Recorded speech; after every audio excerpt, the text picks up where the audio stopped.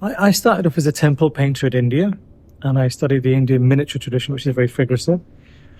And over the years, I've slowly moved towards more abstract form and geometry itself, because it's a kind of a way where you slowly remove imagery until you're left with the very basic concept of things: square, circle, triangle, these quite abstract forms, but they're also eternal forms. And I was interested in how you could engage with that today.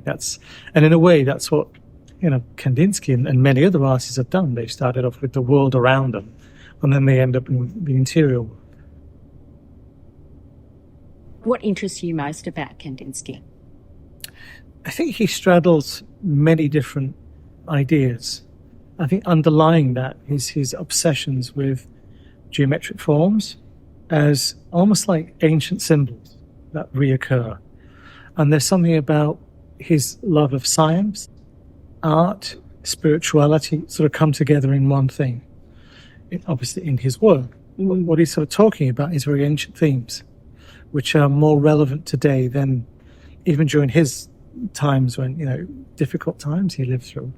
And there's something about his obsession with the circles as well, because the circle is, to a large extent, a symbol of eternity.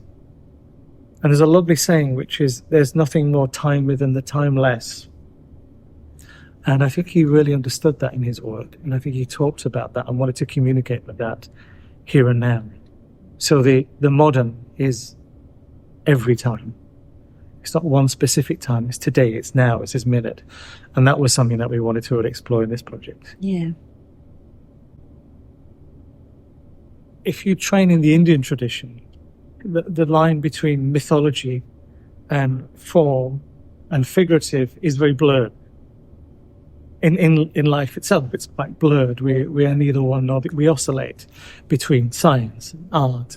To me, they're all one and the same, which is the point, what Kandinsky was talking about. And what about colour? How did you approach colour in this series? I'm very much of the alchemical tradition of colour, where each colour is representative of a planet.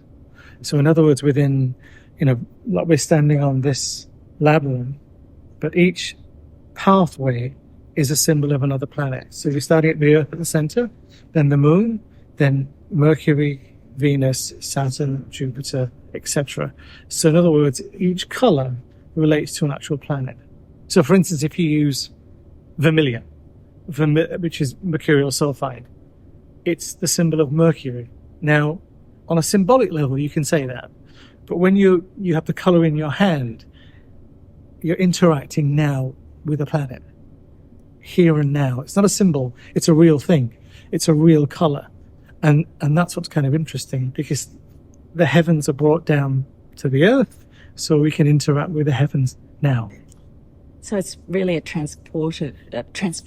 Absolutely, it's about transformation. Alchemy is inner transformation, and symbolism is the way that you can follow, point you towards that. It's your sort of guide, as it were. But the beauty of colour is that everybody can relate to it. Yeah, totally. A sunset is a sunset. And how would you like people to interact with this work here?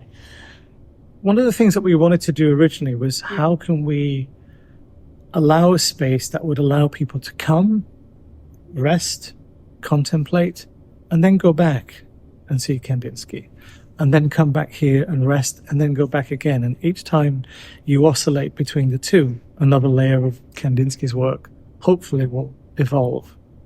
And we wanted, particularly children, for them to be involved in, how do you get a child to be quiet, to be contemplative, to be still? So the idea of this walk was to create an activity which is physical, so they can, but also it slows you down, because it takes 10 minutes to go to the center and then back again. And you can do it on your own. You don't need mum and dad. You can just follow the color. It's simple. But at the same time, you can slow your breath, be aware of your footsteps. So that means by the time you go back and look at Kandinsky, hopefully you'll have fresh eyes, and that's another layer is added, I hope.